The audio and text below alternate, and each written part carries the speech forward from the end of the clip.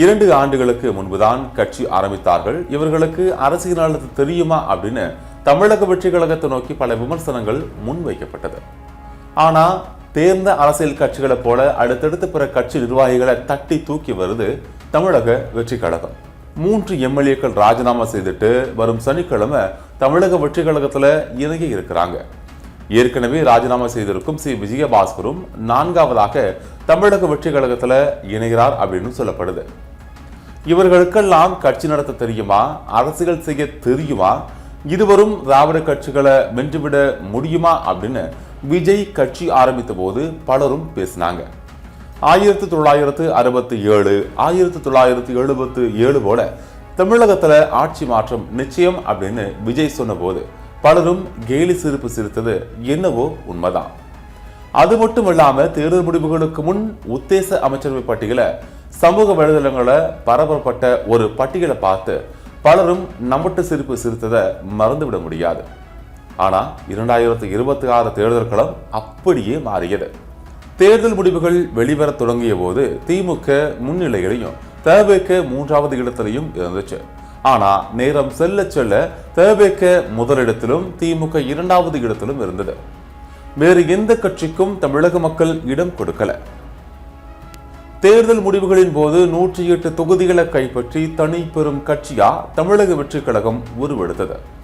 108 தொகுதிகளை வைத்துக் கொண்டு ஆட்சி அமைக்க முடியுமா என்று பேசிய போது காங்கிரஸ், விடுதலை சிறுத்தைகள், இந்திய யூனியன் முஸ்லிம் லீக், மார்க்சிஸ்ட் கம்யூனிஸ்ட், இந்திய கம்யூனிஸ்ட் அப்படின்னு தமிழக வெற்றி கழகத்திற்கு ஆதரவு கொடுத்தாங்க. தொடர்ந்து சட்டசபையில நம்பிக்கை வாக்கெடுப்பு நடந்த போது எதிர்பாராத விதமா அதிமுக எம்எல்ஏக்கள் விஜய்க்கு ஆதரவாக வாக்களிச்சாங்க. பிறகு தகுதி நீக்கம் உள்ளிட்ட நடவடிக்கைகளுக்கு பிறகு 4 பேர் ராஜினாமா செய்துவிட்டு தமிழக வெற்றி கழகத்தில் இணைஞ்சாங்க.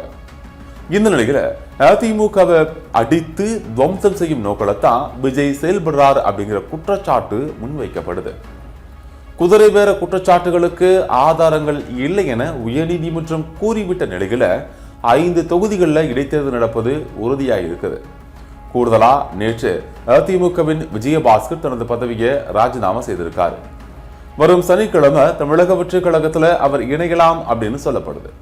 இந்த நிலையில தமிழக அரசுகளில் பரபரப்பை கூட்டும் வகையில மேலும் 3 பேர் ராஜினாமா செய்ய போறாங்களாம். அதுல ஒருவர் அதிமுக எம்எல்ஏ தனது பதவியை ராஜினாமா செய்துட்டு தமிழக வெற்றி கழகத்துல இணைய போறாரு. மற்ற 2 பேர் திமுக கூட்டணியில் இருக்கும் கட்சியை சேர்ந்தவர்கள் திமுக சின்னமான உதயசூரியனில் போட்டியிட்டதால அதிருப்தியில் இருக்கும் அந்த கட்சியின் தலைமை அவர்கள் இருவரையும் ராஜினாமா செய்ய சொல்லி இருக்குது. பதவியை ராஜினாமா செய்துட்டு தங்களது கட்சியின் சின்னத்திலேயே வரும் இடைத்தேர்தலில் போட்டியிட போறாங்களாம். அதற்கான செலவுகளை தமிழக வெற்றி கழகம் கவனித்துக் கொள்ளும் அப்படின்னு சொல்லப்படுது. இது தொடர்பாக இரு கட்சி தலைமையும் பேசி முடிவு செய்துட்டாங்க. அந்த 2 எம்எல்ஏக்களும் தங்கள் பதவியை ராஜினாமா செய்வார்கள் அப்படின்னு தகவல் வெளியாகியிருக்கு. தற்போதைய சூழல 6 தொகுதிகள் காலியாக இருக்கும் நிலையில இவர்கள் 3 பேரோடு சேர்த்து மொத்தம் 9 தொகுதிகள் காலியாக போகுது.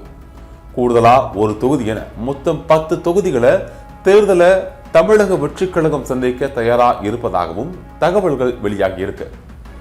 அந்த 2 எம்எல்ஏக்கள் யார் யார் என்பதுதான் தற்போதைய கேள்விக்குறி.